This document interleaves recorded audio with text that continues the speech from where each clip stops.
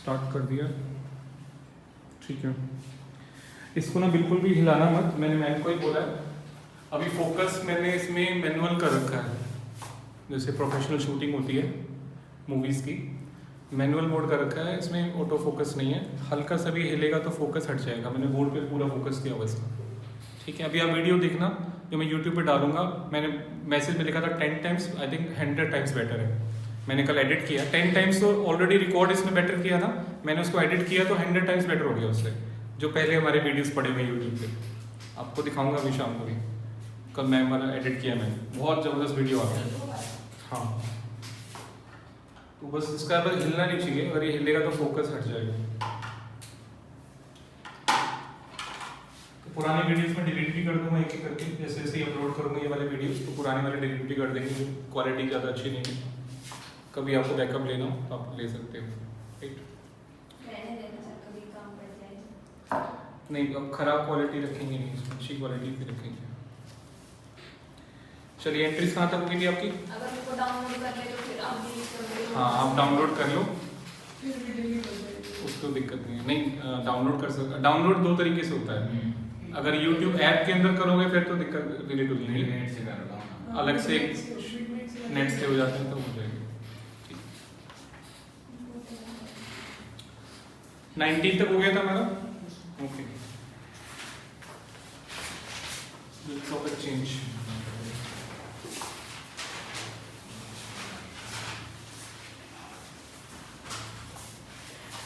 आज मैम की तबीयत खराब थी इसलिए आ नहीं पाई, कल आएंगी मैम एक और यूँ।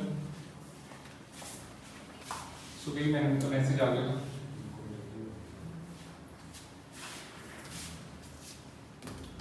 बताओ लास्ट क्लास में क्या क्या पढ़ा हमने एंट्रीज में? बिल्स ऑफ एक्सचेंज, एक तो थ्योरी पढ़ा था, बिल ऑफ एक्सचेंज क्या होता है, नेगोशिएबल इंस्ट्रूमेंट जिसको हम ट्रांसफर कर सकते हैं, किसी को भी दे सकते हैं। नेगोशिएबल इंस्ट्रूमेंट, नेगोशिएट मतलब ट्रांसफरेबल, हम उसको बैंक से डिस्काउंट करा सकते हैं, थर्ड पार्टी में लोड कर सकते हैं। थ्योरी में तो इतना था।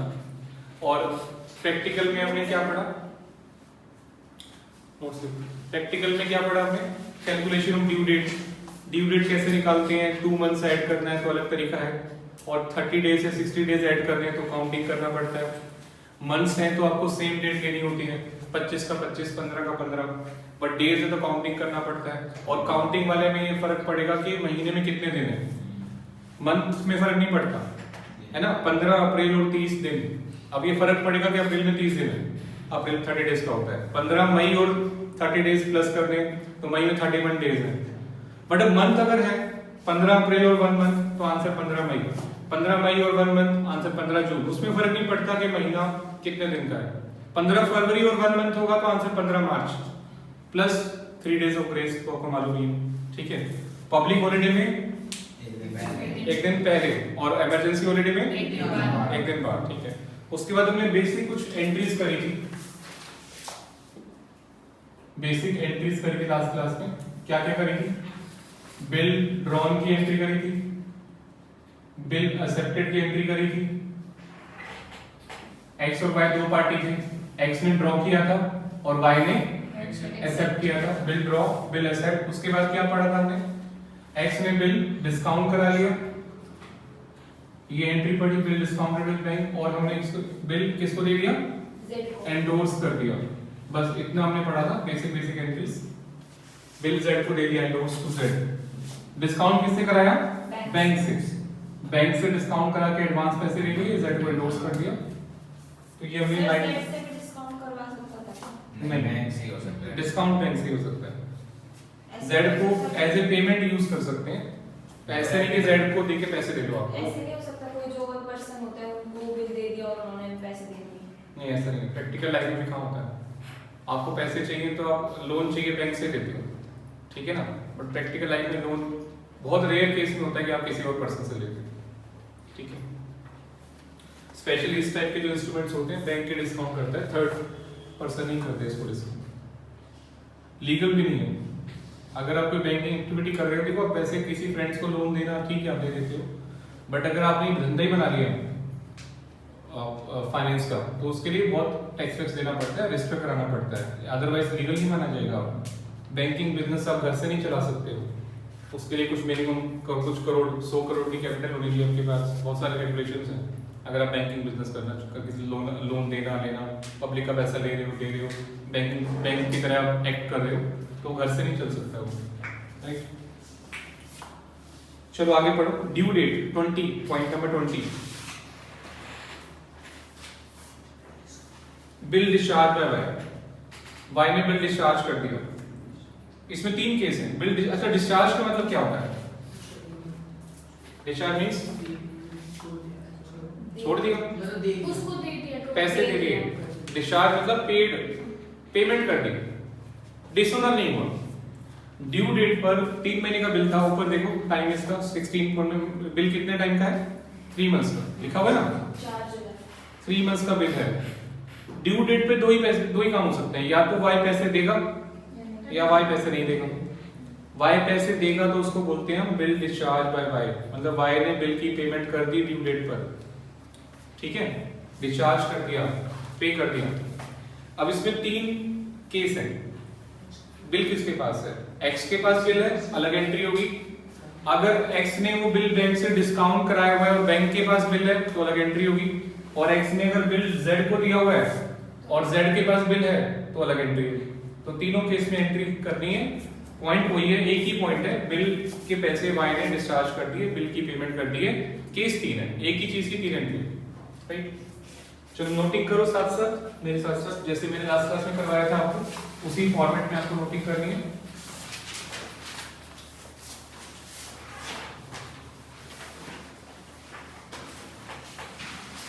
यहाँ पे आप लिख दें point, question, date, question date, books of x,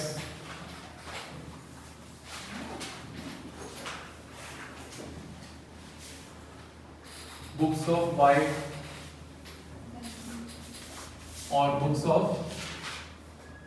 bank या जेड। ये करना है आपको। डेट क्या होगी बताओ? 4 जुलाई क्वेश्चन 20 क्या डेट डालें? 4 जुलाई। कैसे आया? सर 3 महीने तो 3 महीने और 2 पाँच अरबी दिन लिखा हुआ है से ऑन ड्यू डेट, साफ साफ लिखा ऑन ड्यू डेट, मतलब ड्यू डेट आ गई है। ड्यू डेट से पहले जो होना था वो आप कर चुके हो लास्ट क्लास में। ड्यू डेट से पहले एक्स बैंक से बिल डिस्काउंट करा सकता है, जेड को एंडोर्स कर सकता है या अपने पास रख सकता है, वो सब पहले आप कर चुके हो। ड्यू डेट से पहले वाले काम हो चुके हैं। 3 महीने पहले जो कर सकता था वो हो गया। बहुत सारे डेट्स पर 4 अप्रैल, 4 मई, 25 अप्रैल सब कुछ कर लिए। अभी फाइनली आप ड्यू डेट पे आ गए, जो फाइनल डेट है 4 जुलाई। 1 अप्रैल से 3 मंथ्स ऐड करोगे, निकालनी आती ड्यू डेट। 1 अप्रैल से 3 मंथ्स ऐड करेंगे, सामने ध्यान दो बच्चों, प्लस 3 मंथ्स। क्या नाम है आपका? रमन है। 1 अप्रैल से 3 महीना ऐड करो, कितना आएगा?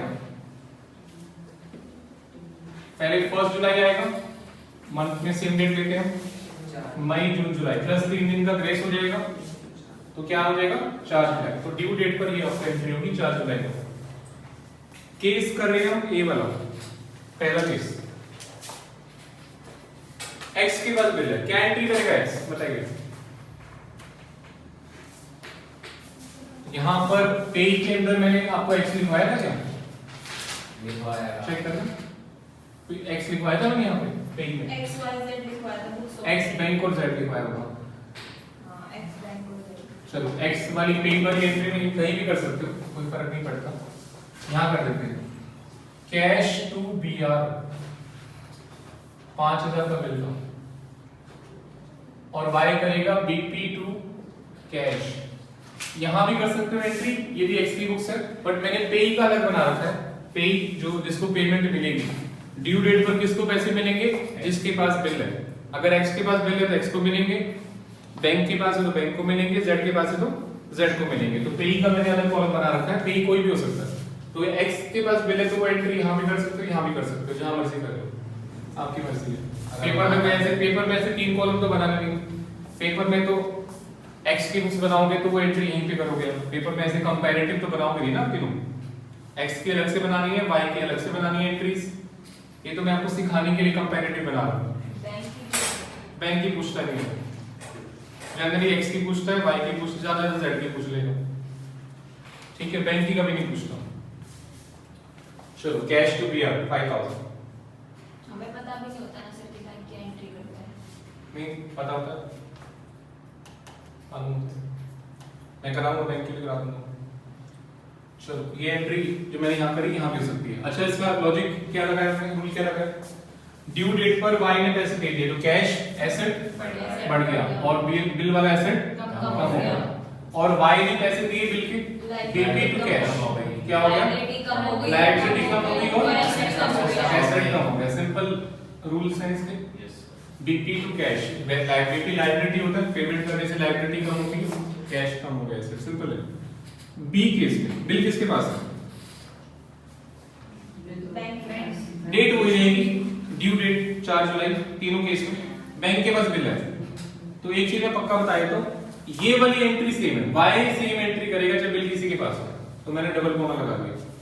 और अब ये एंट्री बैंक करेगा, कैश टू बी आर कौन करेगा, बैंक। मैंने थोड़ा टाइम बचाने के लिए अलग से नहीं बनाया, पेपर में तो आपको Z की बुक्स अलग होती हैं, X की अलग होती है, बैंक की अलग होती है, ठीक है। अभी मैंने एक ही बना दिया, बुक्स ऑफ बैंक Z इस टाइप से पेई वाला।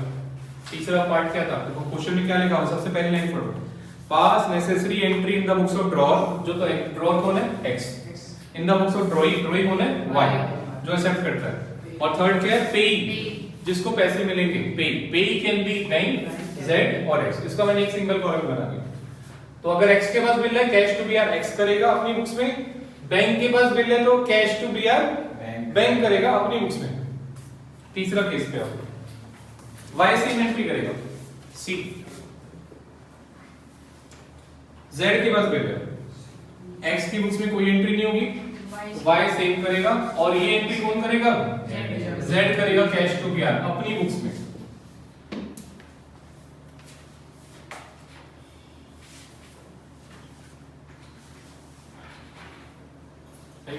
तो ये मैं यहां भी लिख देता हूं, एंट्री कहीं भी कर सकते हो क्योंकि वो कंपैरेटिव बना रहा था इसलिए मैंने वहां पे आपको दिखा दिया। कैश टू बी आर, ये बेसिकली पे में आ गया, पे, ये तीनों पे में। तो अगर x के पास बिल है तो cash to B R x करेगा, पेपर में तो एक ही बनाना है, यहाँ पे करो वहां करोगे। बैंक के पास बिल है, cash to B R bank करेगा, और Z के पास बिल है तो cash to B R Z करेगा। Y को कोई फर्क नहीं पड़ता, बिल किसी के पास, क्योंकि Y ने तो बिल के पैसे देने, BP के पैसे देने, जो Y को ले जाके दिखा देगा भाई मेरे पास आपका बिल है, इसकी ड्यू डेट है 4 जुलाई, वो उसको Y पैसे दे देगा, कोई टेंशन वाली बात नहीं है, ठीक है। ऐसे कई चीजें होती भी है मार्केट में, लाइक लॉटरी। अब लॉटरी आपने खरीदी, किसी का नाम थोड़ी लिखा होता लॉटरी पे, ठीक है ना, बम्पर प्राइस होता है, आप लॉटरी किसी फ्रेंड को दे दो, अगर वो जीत गया निकल गया तो वो फ्रेंड जाके पैसे दे देगा।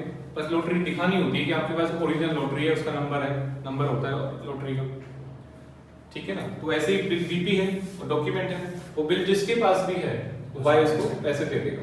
तो वाई की उसमें सेम एंट्री है, बीपी टू कैश, बिल किसी और कैश टू बी आर कौन करेगा, जिसके पास बिल है। आगे चलते 21 बिल डिसऑनर।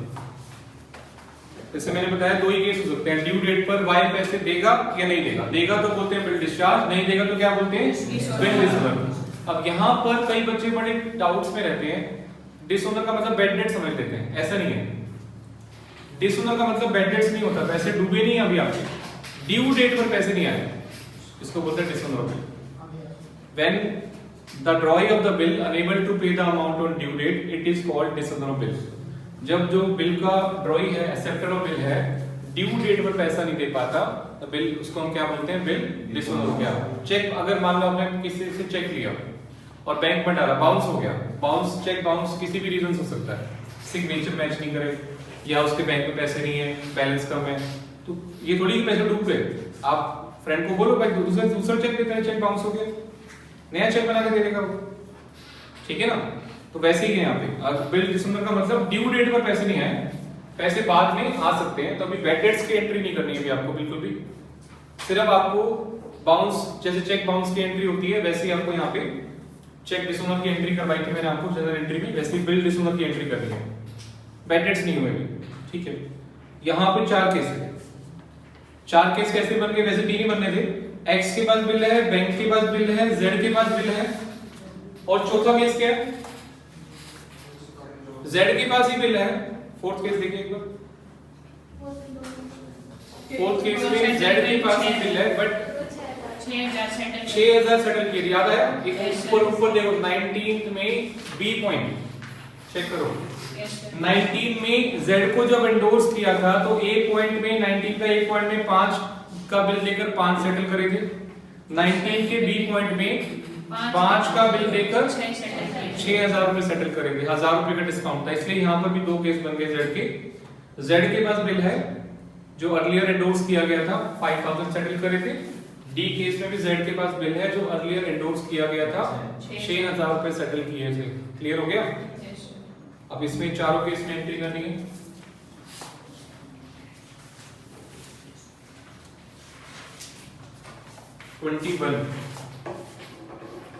डेट हुई रहेगी 4 जुलाई 18।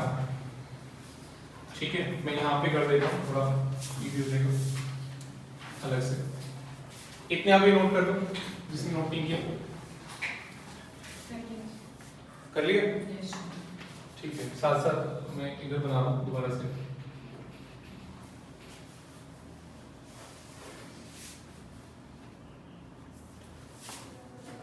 (21) 4 जुलाई 18। Okay,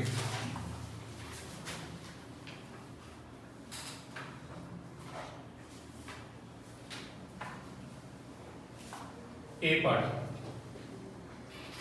E C and D date हुई रहेगी। अब बताओ क्या एंट्री होगी?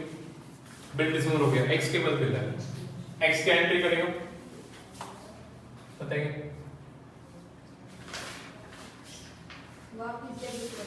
क्या करेगा? क्या एंट्री होगी? Y to B R 5000। Rule क्या लगा? एसेट बढ़ गया और एसेट कम हो गया, Y भी रिवर्स एंट्री कर देगा। BP टू X 5000, लायबिलिटी कम हो गई और लायबिलिटी बढ़ गई।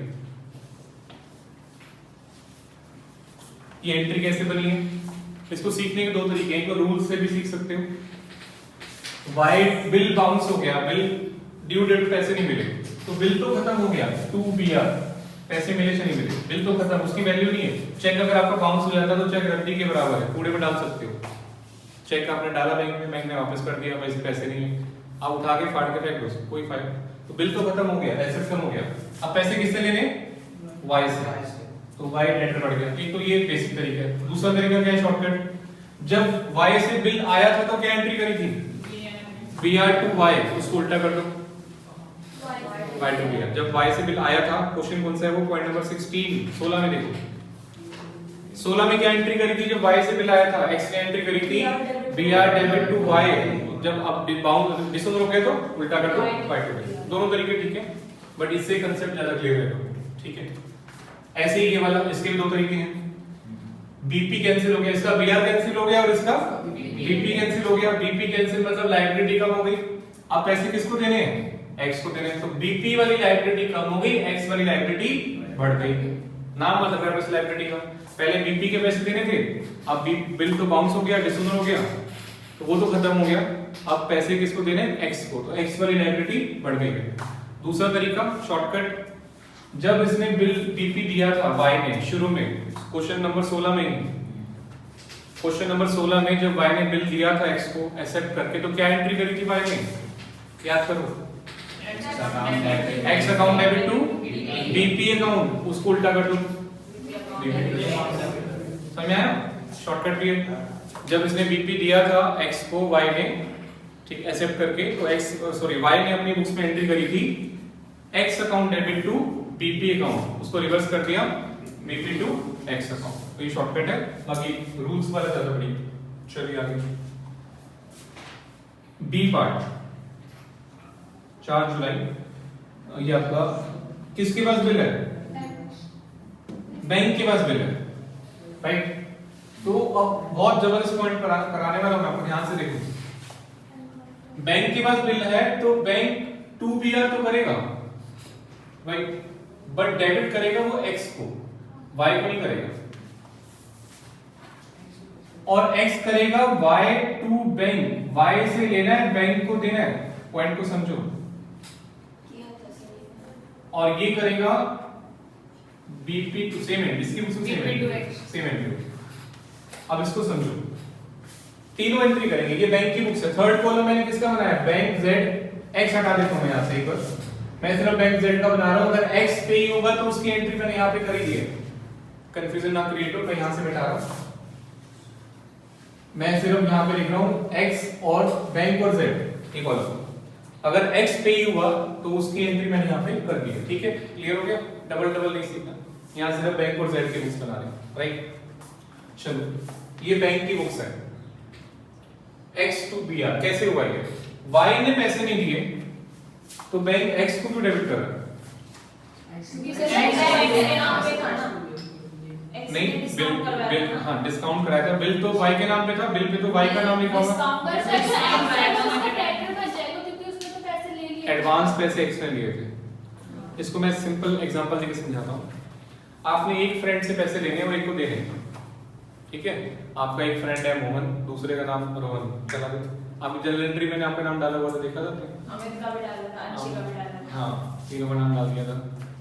तो एक मोहन और एक रोहन, आपने मोहन से लेना है, रोहन को देना है। तो कई बार बोल देते हैं भाई तू उससे ले लियो, सीधा ही ले लियो, ठीक है ना। एक से पैसे लेने 1000 रुपए, एक को दे रहे हैं 1000 रुपए, तो आप बोल देते हो भाई तू सीधा उससे ले लियो, मैंने उससे लेने हैं।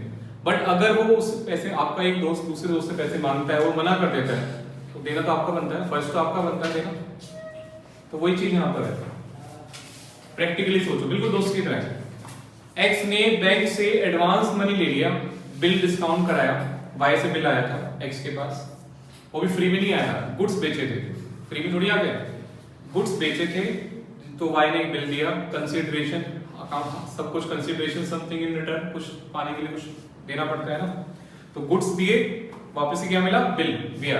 अब वो बिल उसने बैंक से डिस्काउंट करा लिया, एडवांस पैसे ले लिए, और बैंक को क्या बोला, बैंक को बोला कि मुझे एडवांस पैसे दे दो और ड्यू डेट पर वाई से जाके पैसे ले लेना। बैंक भी खुश है, ठीक है, 200-400 रुपए डिस्काउंटिंग बैंक की भी इनकम हो रही है। बट अगर ड्यू डेट पर वाई बैंक को पैसे देने से मना कर देता है तो बैंक उसके ऊपर कोर्ट केस नहीं कर सकता, क्योंकि Y third party to the contract है बैंक के लिए, और बैंक तो वाई को जानता भी नहीं है। बैंक का जो अकाउंट डीलिंग हुई है वो एक्स के साथ हुई है, बैंक ने एडवांस मनी दिया, एक्स को दिया, जो बैंक में खाता चल रहा है वो एक्स का चल रहा है, वाई का पता नहीं कौन सा बैंक होगा। तो बैंक तो वाई को जानता भी नहीं है, बट फिर भी एक बार गुड फेथ में बैंक वाई से पैसे मांगने जाएगा ड्यू डेट पर, और अगर वाई दे देता है तो अच्छी बात है, हमने एंट्री करी पहले कैश टू पीआर। नहीं देता तो बैंक जो है किससे मांगेगा, एक्स से। जैसे दोस्त वाला एग्जांपल लिया था ना मैंने, आपका एक दोस्त दूसरे दोस्त को पैसे नहीं देता तो वो फिर आपसे ही लेगा।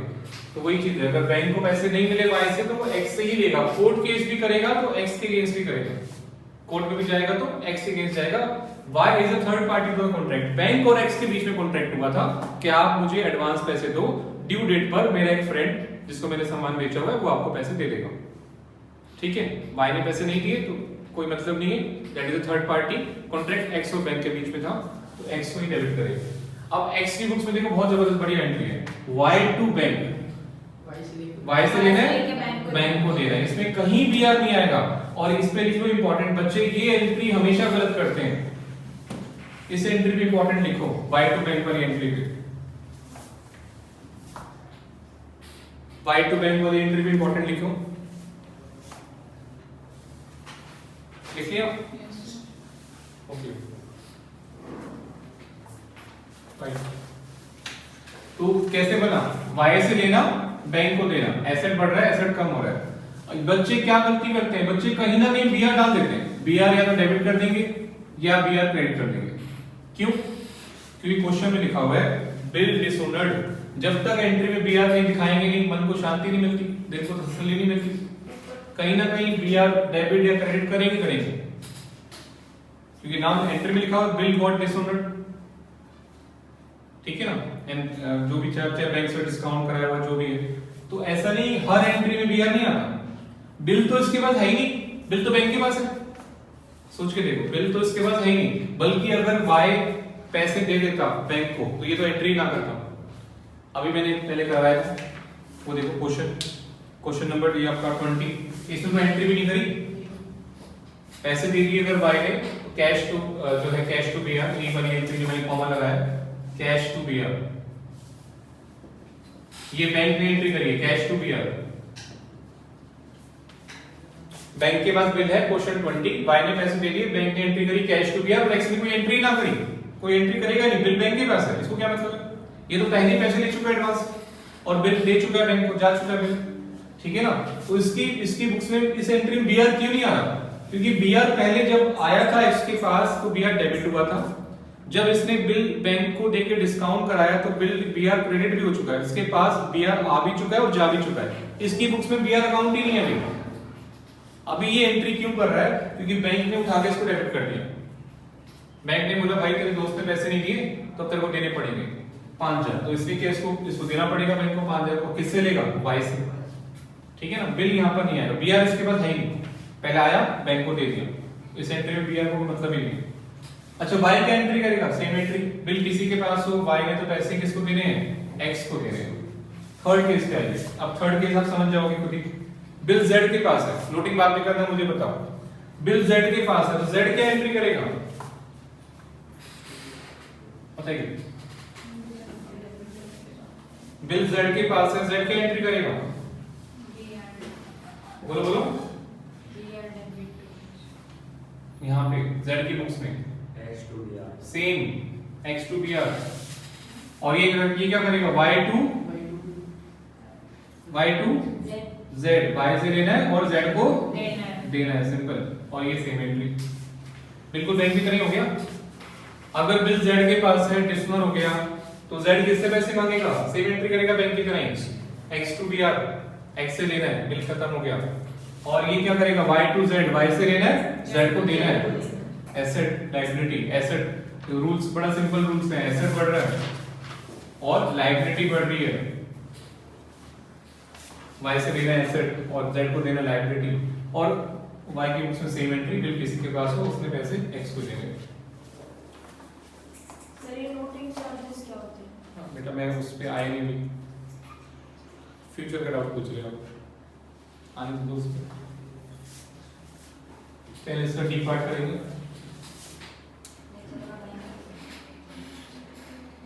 21 22 में नोटिस करें। हाँ जी 21 पे आइए,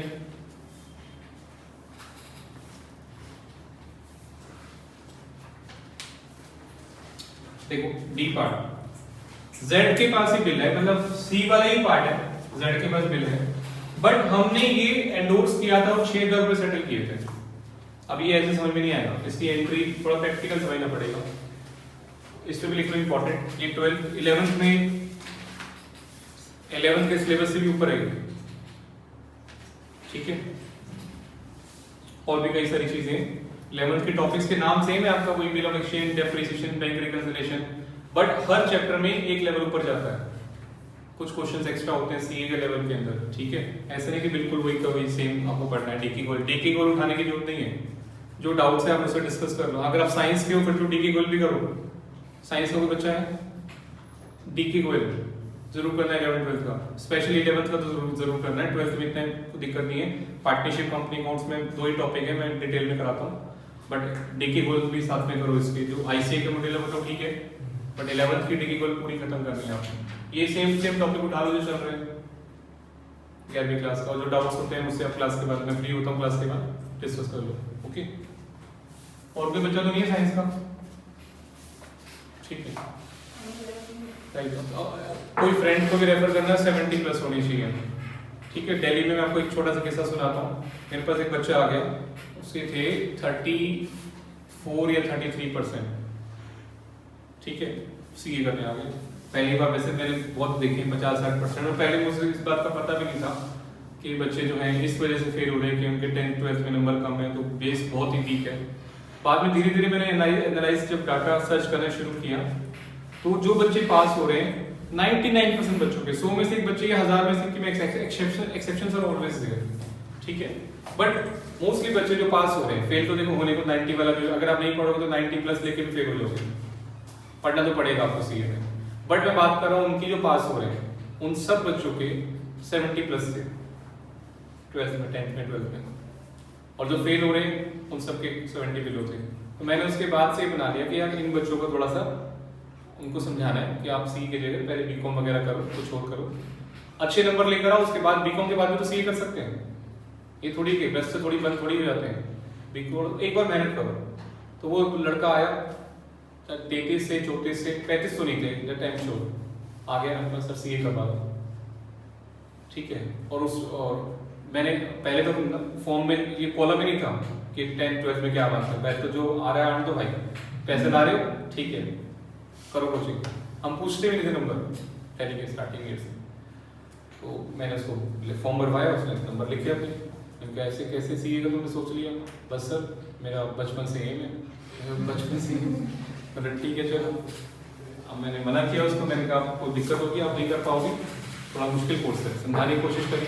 तो उसने मुझे रहीम का दुआ सुना के, करत करत अभ्यास रे जड़वती हो सुजान, हे भगवान, सुना आपने? और 80 आवत जावत रे पत्थर पड़े निशान।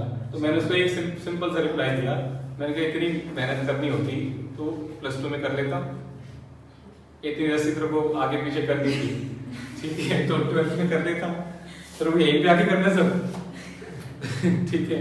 तो उसको मैंने फिर एडमिशन नहीं दिया, ठीक है।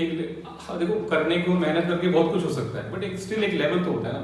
33-34% बच्चे का या 50-60% वाले बच्चे का लेवल बहुत ही वीक होता है, बहुत वीक होता है। 70 प्लस वाले को एटलीस्ट एक नॉलेज होती है जो थोड़ा मेहनत करके सीए कर सकता है। 90 प्लस वाला और इजीली कर सकते हैं। जितने ज्यादा आपके नंबर हैं 10th 12th में, जितना आपका बेस स्ट्रॉन्ग है उतना आसान हो जाती है सीए करना, मेहनत थोड़ी कम करनी पड़ेगी, राइट। Y to Z ये आपका हो गया। अभी मैं इसका भी छोटा सा एग्जांपल लेके बता रहा था। अपने आप को Z मानना पड़ेगा, अदरवाइज नहीं हो पाएगा। आप अपने आप को Z मानो। 6000 रुपए लेने थे आपने एक से, मान लिया Z मान लिया, आपने एक से 6000 रुपए लेने थे। उसने बोला कि 5000 का बिल ले लो और मेरे 6000 1000 का मुझे डिस्काउंट दे दो, सेटल कर लो, घर की बात है, ठीक है, और पैसे मिलेंगे 3 महीने बाद।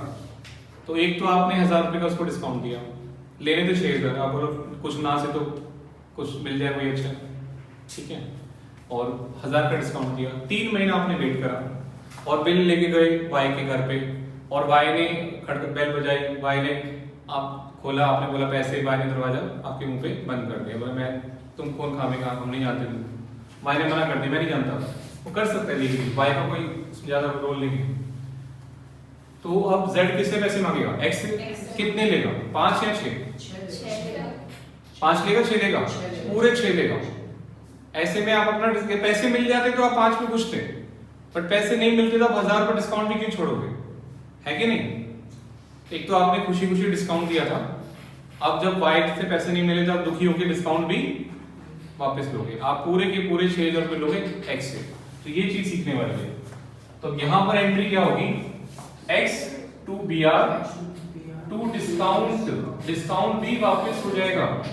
6000, 5 का बिल और 1000। इसको समझने के भी 2 तरीके हैं। एक तो रूल क्या है? X से लेना है एसेट बढ़ रहा है डेबिट, X से लेना है एसेट बढ़ रहा है डेबिट, टू BR एसेट कम हो रहा है, टू डिस्काउंट, डिस्काउंट पहले इसकी बुक्स में डेबिट हुआ था, अब क्रेडिट हो रहा है, खत्म। एक्सपेंस था पहले इसका खर्चा था, अब इनकम नहीं है, वो खर्चा खत्म कर रहे हैं, इस टाइप से। अच्छा, एक दूसरा शॉर्टकट क्या है इसका? जब इसने बिल आया था और डिस्काउंट दिया था तो क्या एंट्री हुई थी? मैं बात कर रहा हूँ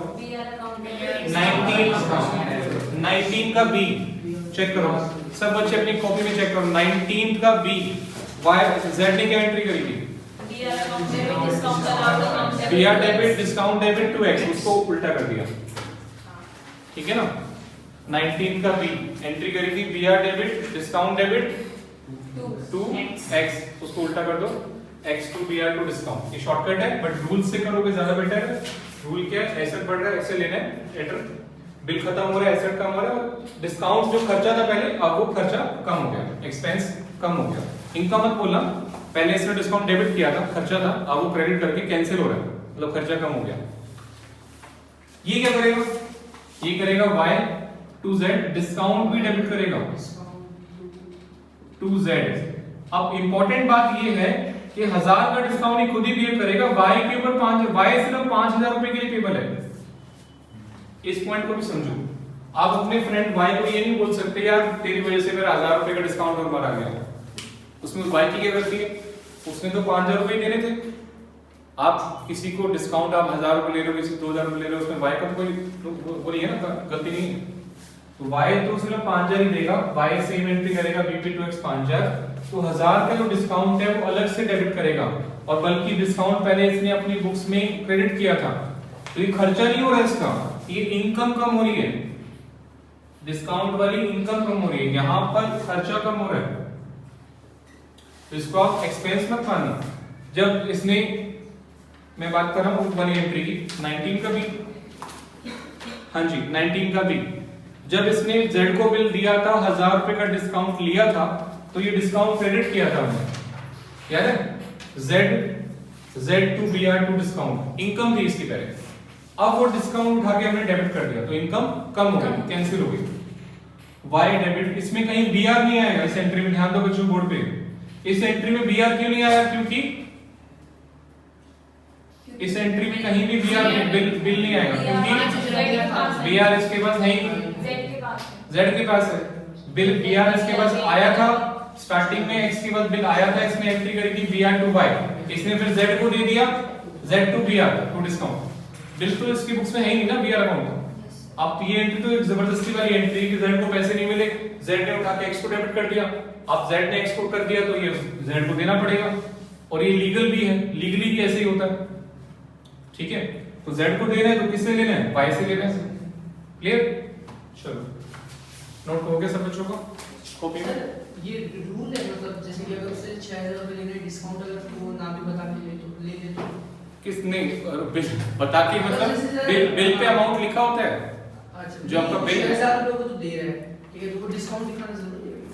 हाँ 6000 रुपए देने, Y 5000 से फालतू देगा नहीं देगा, Y बिल कितने का है 5 का, तो 1000 का एंट्री में अमाउंट कैसे पूरा होगा, एंट्री तो वो बोल रहा था जैसे कि अगर Z लेता तो Z तो 6000 रुपए लेगा, मतलब 5000 रुपए 1000 डिस्काउंट करके दिया था, हाँ ठीक है, तो फिर वो 6000 रुपए वो Y से लेता, नहीं 5 ही लेता, 5 ही बिल 5000 का है, अगर Z को पैसे मिल जाते हैं 5 में कुछ था, पैसे नहीं मिले तो देखो आप, मैंने आपको पहले बोला था कि इसमें खुद को Z मानना पड़ेगा, थोड़ा फील करना पड़ेगा, पैसे मिल जाते तो आप खुश थे 5000 में, पैसे नहीं मिले तो थोड़ा गुस्सा आता है, तो दुखी होके आप कितने पैसे लोगे पूरे 6000, डिस्काउंट भी अपना वापस ले लो, ठीक है।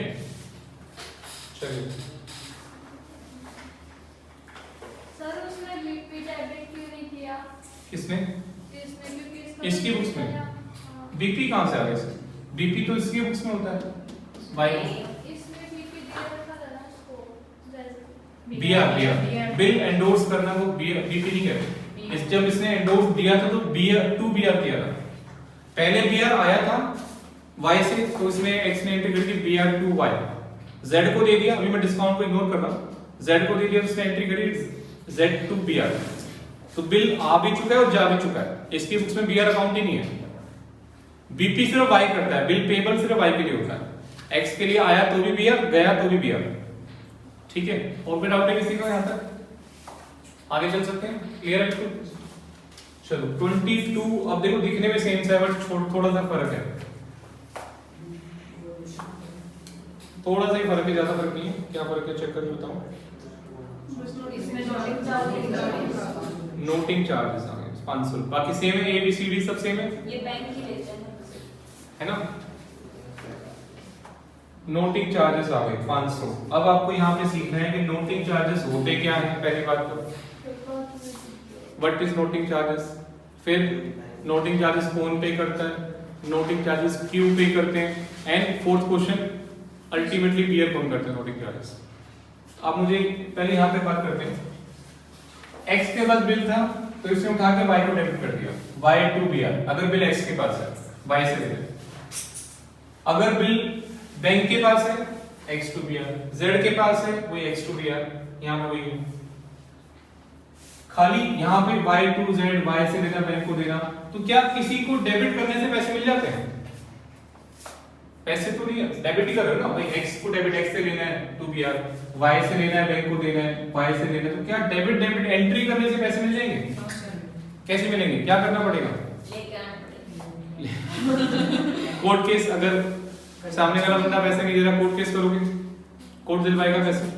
अभी वैसे अभी अमाउंट मैंने कहा था छोटा मोटा मत मानो, कई बार हम 1000-2000 के लिए कोर्ट में नहीं जाते, कौन धक्के खाएगा, वकील करेगा, इतने तो पैसे वकील बोलेगा 10,000 रुपए चाहिए 5,000, तो आप उसको थोड़ा बड़ा अमाउंट मानो कि मान लो पर 5,000 ना होके 50 लाख रुपए, ठीक है, तो 50 लाख रुपए तो छोड़ोगे नहीं ना, बिजनेस में बड़े बड़े अमाउंट्स होते हैं, करोड़ों में भी होते हैं, तो कोर्ट केस करोगे आप, और आपको पता है कोर्ट में एक बार केस चल गया, तारीख पे तारीख मालूम है ना कितनी डेट्स मिलती हैं, मतलब इतने इम्पोर्टेंट। आप कोर्ट इंडिया में एक है कि पहले इंपॉर्टेंट केसेस जो थोड़े से मर्डर, क्रिमिनल रेप, इनके पहले होते हैं, इनको जल्दी तारीख मिलती है, और जो इस टाइप के पैसों के लेन देन के हैं इनको बहुत सालों बाद डेट्स मिलती है, इनका नंबर बहुत लेट आता है, उन्हीं का बहुत लेट होता है, जो मर्डर वाले केसेस में होते हैं, खून करने वाले, उन्हीं का ही नंबर 6 महीने साल बाद आ रहा है, तो आपको तो देखो कहाँ नंबर आएगा। 90% केसेस में, इंडिया की बात कर रहा हूँ, 90% केसेस में क्या होता है, जब डेट आती है, या एक फाइनल डेट की बात कर रहा हूँ, वैसे कई तारीख मिलती है, एक में तो फैसला होता नहीं है, घंटी बज जाती है, 2, 4, 5 तारीखें होती हैं, तो फाइनल फैसला होने से पहले जिसने केस किया वो भी मर गया, जिसके ऊपर किया वो भी मर गया, केस ऑटोमेटिकली फाइल बंद। और केस में कोई इनहेरिटेंस नहीं होती कि बच्चे लड़ रहे हैं, जैसे प्रॉपर्टी में होता है कि पिताजी नहीं रहे तो बच्चे को ट्रांसफर हो जाएगा, तो केस में ऐसा नहीं होता कि पिताजी नहीं रहे तो बच्चा केस लड़ेगा, ठीक है। केस में अगर करने वाला और कोई भी एक पार्टी की डेथ हो जाती है, किसी भी एक पार्टी की, तो केस ऑटोमेटिकली क्लोज हो जाता है। हाँ, रीओपन कर सकते हैं, अगर मान लो उनकी वाइफ लड़ना चाहती है तो एक दोबारा से सेम केस रीओपन नहीं होगा, अलग से एक नया केस डालना पड़ेगा, ठीक है, दोबारा से कर सकते हैं एक नया केस डाल के, बट वो केस जो चल रहा था वो तो बंद हो जाता है। तो कोर्ट केस करना पड़ेगा, मान लो आपने कोर्ट केस किया और 2-4 हियरिंग कर 10 साल 15 साल बीत गए, फाइनली एक दिन आ गया कि जज साहब ने बोला कि आज तो तुम्हारा फैसला कर ही दूंगा, ठीक है, तो वाई 15 साल बाद तारीख आ गई और भगवान की दया से अभी आप जिंदा भी हो, ठीक है, गए आप कोर्ट में गए, वाई ने एक सिंपल सी लाइन बोली कि मेरे पास कोई पैसे लेने आए नहीं 15 साल पहले, दिखाओ क्या प्रूफ है, क्या पैसे लेने आए, तो मैंने मना कर दिया, तो कोर्ट क्या बोलेगा, ठीक है, अगर एक्स को बोलेगा भाई प्रूफ दिखाओ, बिल दिसंबर का मतलब मैंने क्या बताया था कि बिल के पैसे नहीं मिले, ड्यू डेट पर बिल के पैसे नहीं मिले, हर चीज के लिए कोर्ट में जाने के लिए प्रूफ तो चाहिए होता है, सबूत के बिना तो है ना, कानून अंधा होता है, सुने कहा ना अंधा कानून है, तो हर चीज प्रूफ चाहिए होती है, तो वाई बोल देगा मेरे पास तो कोई पैसे लेने आए नहीं, ठीक है, मैंने गुड्स लिया था, आप बिल एक्स के पास बिल है, बट ये क्या प्रूफ है कि एक्स पैसे मांगने आया और पैसे उसको नहीं मिले, तो कोर्ट बोलेगा ठीक है अभी दे दो, वाई बोलेगा अभी दे दो, और वाई अगर उसको 15 साल बाद 5,000 रुपए देता है, तो आप सोच के देखो 5,000 या जो भी अमाउंट है, आज जो वैल्यू है 5,000 की 15 साल के बाद सेम वैल्यू होती है, बहुत कम होती है। पहले आपको यकीन नहीं होगा, 2-2 रुपए किलो में थैला बढ़ जाता था सब्जी का, 2 रुपए में। मैंने खुद सब्जी खरीदी भी 10 रुपए में, तो मैं तो अपने दादाजी की बात बता रहा था, 10 रुपए में थैला भर के सब्जी खरीदी भी बचपन में, और आजकल 500 में खाली रह जाता है, सही कह रहा हूँ ना? तो पैसे की वैल्यू एक आपके सिलेबस में भी है, मैथ में आएगा, टाइम वैल्यू ऑफ मनी, समय के साथ साथ पैसे की वैल्यू कम होती रहती है, टाइम वैल्यू ऑफ मनी, ठीक है। तो अच्छा ठीक है, चलो ठीक है, थैंक्स फॉर अपडेट। मैं मैथ नहीं पढ़ा था इसलिए मुझे याद नहीं रहा, बट हाँ लेट हो गया, राइट। रोहन वैसे बढ़िया, टाइमिंग इसकी बहुत बढ़िया है बोलने की, हमारी बोलने की टाइमिंग बहुत बढ़िया है, सही टाइम पे बोलते हो, ओके। सर ऐसी बात बताओ, ये जो मैथ्स है ना अभी जो करवाएंगे, ये 11-12 के मतलब बेस पे करवाएंगे या मतलब जैसा आप? मैं सर को मैं बिल्कुल, सारे टीचर हमारे 0 लेवल पे ही पढ़ाते हैं, टेंशन मत लो उसकी, ये मानकर नहीं पढ़े 1+20 आना चाहिए, बस इतना तो आता है, ठीक है, या वो भी नहीं आता, 1+20 भी नहीं आता, तो इतना तो बेसिक, अब इतना तो आना चाहिए ना। अब आप बोलो बिल्कुल ही चले जाओ a + b स्क्वायर भी कैसे हुआ, तो वो नहीं है। बाकी 10 प्लस कर लेगा 0 लेवल से कराएंगे, ठीक है।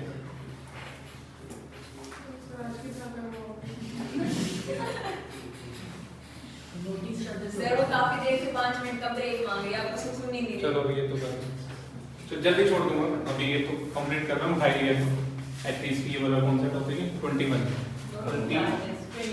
22 ऐसा, ठीक है 22 पूरा कर लेते हैं, जल्दी छोड़ देते हैं आज, क्या फर्क पड़ता है, ऐसे अकाउंट्स आपको कल दोबारा पढ़ना, ठीक है। कल भी पढ़ा, आज भी पढ़ रहे हो और कल फिर पढ़ेंगे, चलिए। एडवांस में हो गया, तो नोटिंग चार्ज की बात हो रही है। 15 साल बाद कोर्ट में बाय ने मुकर गया कि मेरे पास तो कोई पैसे लेने नहीं आया, क्या प्रूफ है, एक्स के पास कोई प्रूफ था नहीं, ऑरली बात हुई थी, बाय ने मना कर दिया था, तो कोर्ट आपको उस टाइम 5,000 दिलवा देगा, बट कोई वैल्यू नहीं है उसकी, आज की 500 रुपए की वैल्यू है, ठीक है ना। 15 साल बाद 5,000 मिलेंगे, वो आज के 500 रुपए के बराबर है, ये पॉइंट को समझो। या 50 लाख रुपए भी है, 50 लाख अगर आपको 15 साल बाद मिलते हैं, वो आज के 5 लाख के बराबर है। प्रॉपर्टी की वैल्यू देखिए, ठीक है ना, कितने शूट अप हो जाती है सबसे, क्या वैल्यू थी, 2-4 लाख को घर करोड़ों में हो जाता है, ठीक है। तो इसके लिए आपको प्रूफ चाहिए। अगर आपके पास प्रूफ है कि भाई ने पैसे नहीं दिए, तो कोर्ट आपको 15 साल का ब्याज भी दिलवाएगा, वकील का खर्चा भी दिलवाएगा, और अगर कोई और कोई खर्चे हुए वो भी दिलवाएगा। एक एक पेपर का, एक फोटोकॉपी का खर्चा मिल जाता है अगर आप केस जीत जाते हैं, बट प्रूफ होना चाहिए कि बिल एक्चुअली डिसऑनर हुआ है। 50 लाख प्लस उसका ब्याज अगर बनता है 15 साल में, पैसे 4 गुना हो जाते हैं बैंक डाकखाने के अंदर, 7 साल में डबल होते हैं, तो 15 साल में सब 4 गुना हो ही जाएंगे ना, तो 4 गुना 50 × 4 2 करोड़ रुपए कोर्ट आपको दिलवा देगा। 50 लाख रुपए का अगर केस था, प्लस जो वकील ने 15 साल केस लड़ा, जो वकील का पैसा है वो भी दिलवा देगा आपको। लीगल पैसा, आप 2 नंबर में वकील मांग लेता है बात है, बट लीगली जो वकील की फीस होती है, जो पर्ची काट के देते हैं प्रॉपर, मैं उसकी बात कर रहा हूँ। इलीगल तो जो मर्जी मांग लेते हैं, ठीक है, वो भी दिलवा देगा आपसे, प्लस बाकी जो फोटोकॉपी वगैरह खर्चा भी ले सकते हो, पूरे पैसे मिलते हैं केस अगर आप जीत जाते हो, इंक्लूडिंग वकील का खर्चा भी। अब प्रूफ कहां से आएगा? कोर्ट में केस करने से पहले आपको एक प्रूफ बनवाना पड़ता है नोटरी पब्लिक से। नोटरी पब्लिक सुना है? नोटरी पब्लिक कोर्ट के बाहर बैठे होते हैं, काले काले कोट डाल के, छतरी डाल के। आप जाओगे कोर्ट में तो वहां पे कम से कम 50-100 बैठे होते हैं काले कपड़े डाल के, व्हाइट शर्ट पहन के। सारे नोटरी पब्लिक नहीं है, वो सब LLB करे होते हैं, छतरी डाल के बैठे होते हैं, दलाल होते हैं। नोटरी पब्लिक थोड़ा सा एक लेवल पे कोर्ट के एम्प्लॉइज होते हैं, वो छतरी डाल के नहीं बैठे होते, उनका प्रॉपर एक कमरा होता है, जैसे मेरा ऑफिस है, चैम्बर है, तो पूरा उनके ऑफिस होते हैं पक्के। वो थोड़े से अच्छी उनको सैलरी मिलती है कोर्ट से, और वो सारे स्टैम्प लगाते हैं, अटेस्टेशन करते हैं। कोई प्रॉपर्टी आपको खरीदनी हो, बेचनी हो, कोई भी कहीं भी अटेस्टेशन है, वो सब अटेस्टेशन करते हैं। कोई एग्रीमेंट करना है, रेंट एग्रीमेंट करना है, कुछ भी पार्टनरशिप एग्रीमेंट करना है, तो उसका वो अटेस्ट करते हैं, ठप्पा लगाते हैं कोर्ट का। कोर्ट ने उनको पावर दी हुई है। तो पूरे 50-100 में से सिर्फ 2-4 मिलेंगे, बाकी जो बाहर बैठे होते हैं वो उन्हीं के पास पेपर लेके जाते हैं, वहीं से सर ठप्पा लगाने से साइन करना उन्हीं से करवाते हैं, ठीक है ना। तो नोटरी पब्लिक जो है दैट इज, वो आपको प्रूफ बना के देगा। आप जाओगे नोटरी पब्लिक के पास, मैं मान के चल रहा हूँ X हो, Y ने पैसे नहीं दिए, बिल आपके पास ही है, बिल X के पास है। आप जाओगे और नोटरी पब्लिक के पास, वो पैसे भी लेता है कुछ 100, 200, 500 रुपए, उसको बोलते हैं नोटिंग चार्जेस, ठीक है। नोटरी पब्लिक को पैसे प्रूफ बना के देगा, वो एक सर्टिफिकेट बना के देगा कि बिल इतने रुपए का बिल था, X ने Y को गुड्स बेचे थे इतने रुपए के, उसने बिल ड्रॉ किया था, Y ने एक्सेप्ट किया था, और ड्यू डेट पर पैसे नहीं मिले, बिल डिसऑनर हो गया, एक सर्टिफिकेट ऑफ डिसऑनर बना के देगा। Certificate of dishonour, bill actually dishonour हुआ। अब आप सोचो कि उसको कैसे पता, नोटरी पब्लिक को कैसे पता बिल डिसऑनर हो गया?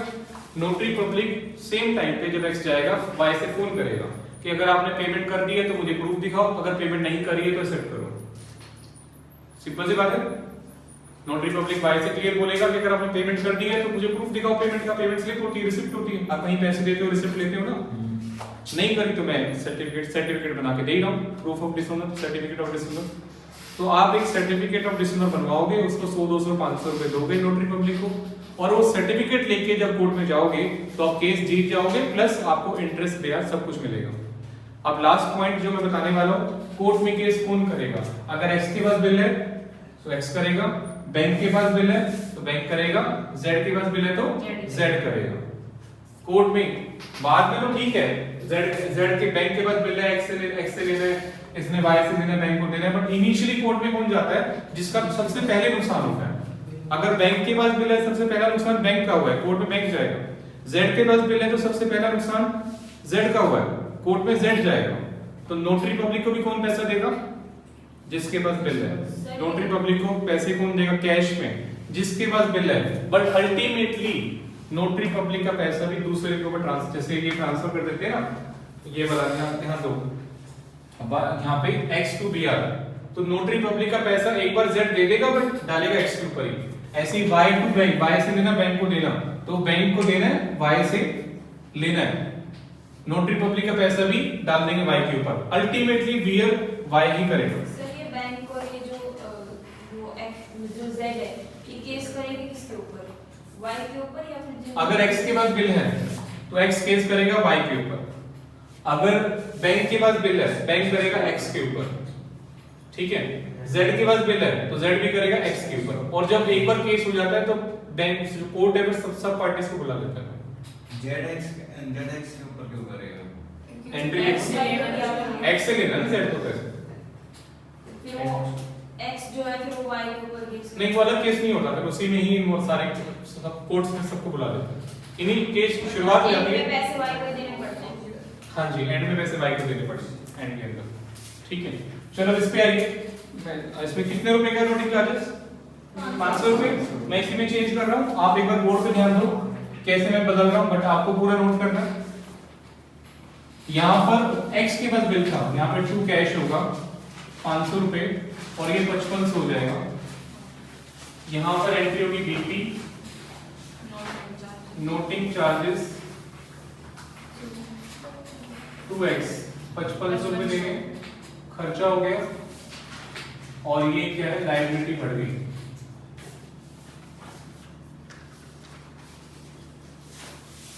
x यहाँ 5500 रुपए आएंगे। नोटिंग बात नहीं करना, पहले एक बार समझ लो कि ये एंट्री में कैसे कर रहा हूं, क्या रूल लग रहे हैं इसके एंट्रीज के ऊपर।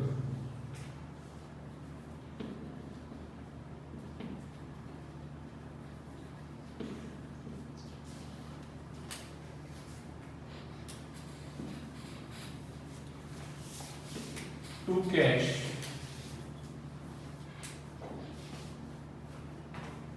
टू कैश,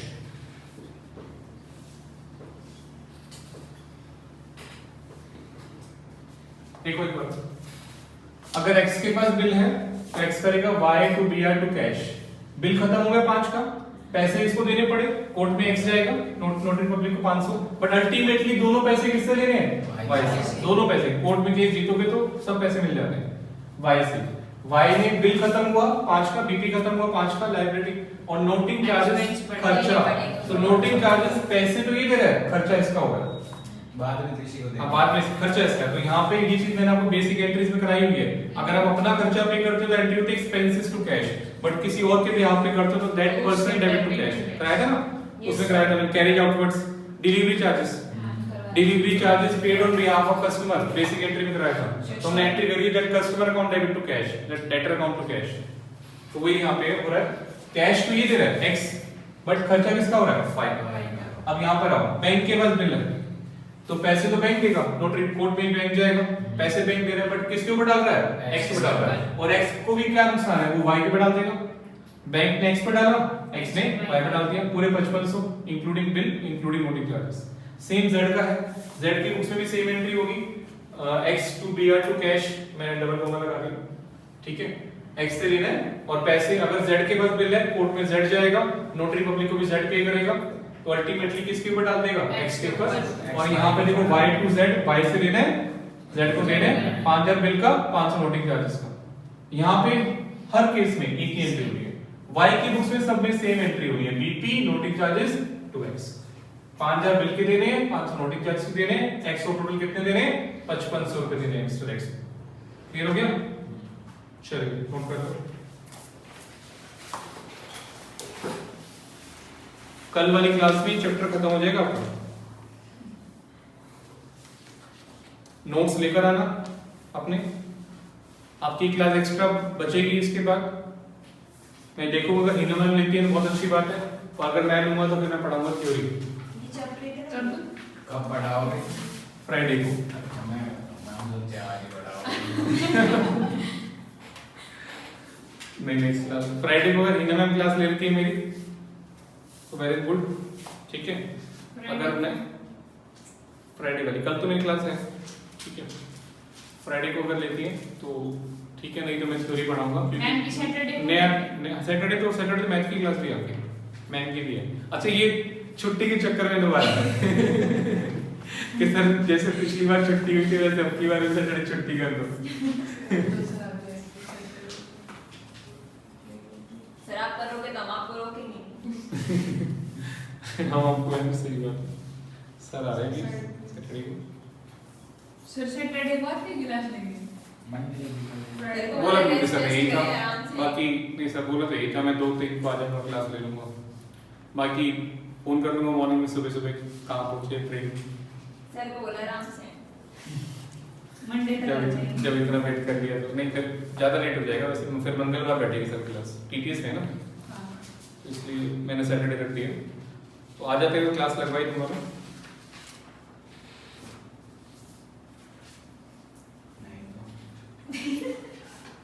नहीं तो बोल रहे नहीं तो सर नहीं आए तो नहीं है तो खाली लो की क्लास जाएगी, ठीक है। नाच तो होके रहेगी। क्लास तो होगी।